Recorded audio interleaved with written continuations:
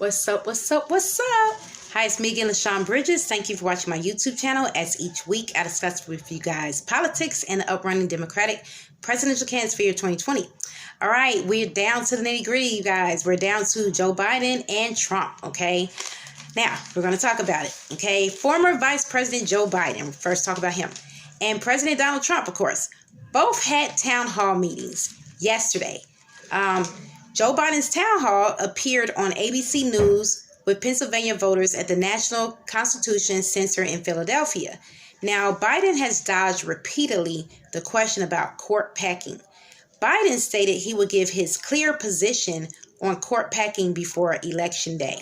Now, let's look at court packing and define what court packing really is. For those of you who are not familiar with court packing, might have heard of it, but don't really know how it goes. So we're going to talk about that. Now, according to the FindLaw.com, it was drilled in, of course, many of people's high schools, back in civics and the government classes. The U.S. Supreme Court has 9 justices, okay? Since the majority of those justices are consisting of conservatives, several Democratic presidential candidates are promoting various plans to, as they say, pack or add more judges to the court. Now, the first court had originally 6 justices before John Adams, and Congress reduced this number to 5. Then in 1869, it reached to 9. So that's how that goes. Now, also according to the FindLaw.com blog, the several Democrats would like to make it even as a way to advance their priorities in the decades to come. Now, Pete Buttigieg, remember him? He was running for the Democratic presidential candidate, and Beto O'Rourke, who was also running for the Democratic on the Democratic side, are supporting a plan to have the 15th Justice Court. Now, that would be 5 justices with the Democratic Party, 5 with the Republican Party, and then those 10 justices. That's how that goes. So, in a nutshell, okay? And this would appoint the remaining 5 justices to 1-year terms, 2 years in advance. But this plan would may cause some kind of problems because the Constitution requires the Senate to approve judicial nominees. So, not sure if this plan is going to work, but that's what they're trying to do to make the score even, so to speak, okay? Now, both town halls attracted attention of anxious voters, and according to CNN, Joe Biden's town hall had attracted way more viewers than Trump, which is a good thing, right? As a matter of fact, 14.1 million, and it was held on ABC, if you guys watch ABC. Now, Trump's town hall was held on MSNBC and CNBC. It only attracted 10.6 million viewers, and Biden's town hall was much longer than Trump's, but it was, matter of fact, 2 hours long, and I was like, wow, go Biden.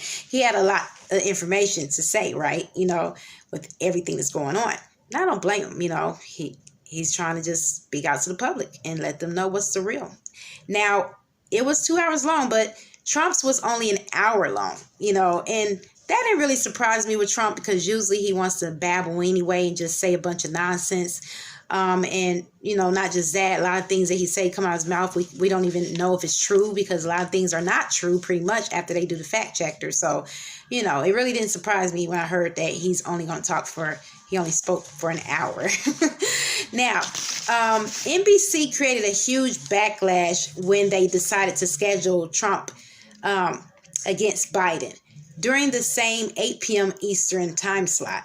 Now, Trump still managed to reach 13 million viewers on, TV because, of course, the calls of Fox News, who constantly supports Trump, and other media.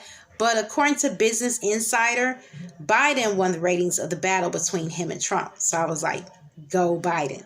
Now, Biden reached nearly 1 million more viewers on ABC, which was a great thing, right? We need him to get most of the viewers to listen to what he has to say.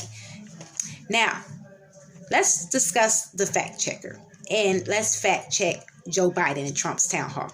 Okay, now, according to the information found on the New York Times, Mr. Trump continues to say that he felt the pandemic will end soon, with no facts to back this up. He's been saying this throughout the whole time he's been in campaign, saying that, don't worry about this pandemic. It will all wash away and we'll all live happily ever after. And it's nothing to worry about. And he's been walking around with no mask and they have to make him wear a mask. Remember that so many times. And he's even had people show up at his meetings, town hall meetings, with no mask on. And he was during debates. He didn't have no mask. So, hey, that's what he does. He says things and does things and has, nothing to back it up. No facts. He also kept ignoring and dodging questions about his condition with the coronavirus. Now, when I first heard that Trump had the coronavirus, I was thinking, this is just my opinion, but I was thinking, do he really have the coronavirus? First, I was like, I hate to say it, this might sound awful, but I was like, in a way, like, that might be a good thing.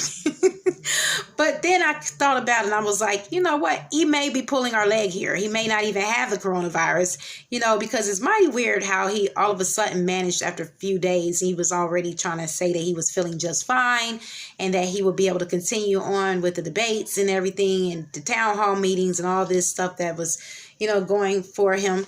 But, I just sort of wondered to myself, but he does have the finest doctors out there because, he is the president. So, of course, they're going to make sure that the president of the United States has what he needs to get healthy, right? So I'm not wishing bad health on him, but at the same time, I just wonder, did he really have coronavirus or was it a publicity stunt? We'll never know, right? But anyway, Trump also kept explaining, of course, how he's done more, he said the pandemic, of course, like I said, will end soon. And he's also been walking around trying to explain that, he's done more for African Americans and including the President Lincoln. And I was just like, what? Really? But he said this before. So, he's been trying to act like he's better than all the presidents pretty much. That he's, whoa, Trump, it is you. But he's acting like he's better than Obama, better than Lincoln. I guess he's, better than any president we ever had. So he says, but, and that he's done so much for the African Americans. That's what he thinks, right? Wrong, right? But he also repeatedly misled the public, about the economy's performance because we all know that the economy is not doing good. The stock market has gone, bad, and a lot of businesses have closed down ever since we've been dealing with this pandemic back in February up till now. And it's not doing nothing but getting worse. We're over 200,000 people that have died from the coronavirus. So, once again, how is the economy doing good right now? People have lost jobs. There's millions of people unemployed. The list goes on, so, and it's affected millions of people around the world with this virus. So to me, I just feel like that in the United States of America, no, our economy is not doing good. And we should not have ever opened up the schools and the businesses because our economy is really doing awful, and if you're going to open up the schools and businesses, give the people some stimulus checks or something that's to make us survive in today's economy. Because right now, a lot of people are doing really bad right now in today's economy. So, but according to Trump, everybody's doing good and he's done the best in the economy and he's the best president we ever had, right? Wrong. Now, according to New York Times, former Vice President Joe Biden misled the public. But you know what? To me, I just feel like that I'm not going to be so hard on Joe Biden because I like Joe Biden. At first, like I said, I wasn't caring too much for Joe Biden in the beginning. But as I hear what he wants to do for us as far as the education, putting money back into our communities and healthcare and everything that he's trying to do for us to boost this economy, I just feel like that Joe Biden has a lot of empathy. He has a lot of heart. He cares about the American people. And so, he can, have a few mistakes, so if he got the numbers wrong of the troops of Afghanistan, at least he didn't dog the troops of Afghanistan. Okay. Trump is known to dog the troops and act like that, the American troops is done nothing and shouldn't even be fighting a war for us, at no time. And I just feel like that's just awful because too many people have, went to the army and have fought in wars for the American people. So for the United States of America. So, at least he's not dogging the people that are in the army like Trump has been known to do, right? Now, I don't know about you, but to me, it seems like that Biden may just win this election. We don't know yet, right? We're not at the end just yet. We only have a few weeks left before, November. Before it's over with, November be here right around the corner, and we'll find out who's the elected president. So if you have not voted yet, I've been hearing that, the lines are long and it's 10-hour waits or 9 hours or 8 hours, wherever you live at, depending on what state you live in. Hey, if you have not voted, vote, okay? Your vote matters. Go stand in that line, even if it takes forever. Get you some snacks or something to drink or whatever with you, but go stand in that line and vote. If you don't want to stand in line, or if you have some health issues or health concerns, like I do, then just mail in your ballot, okay? Mail in your ballot. I know you might be hearing a lot of craziness on the internet, on the media, trying to scare you up from voting. Hey, I'd rather vote than not vote, okay? I just pray over my vote and just ask God to hope and pray that this vote gets where it needs to go. Okay, that's what you should do as well.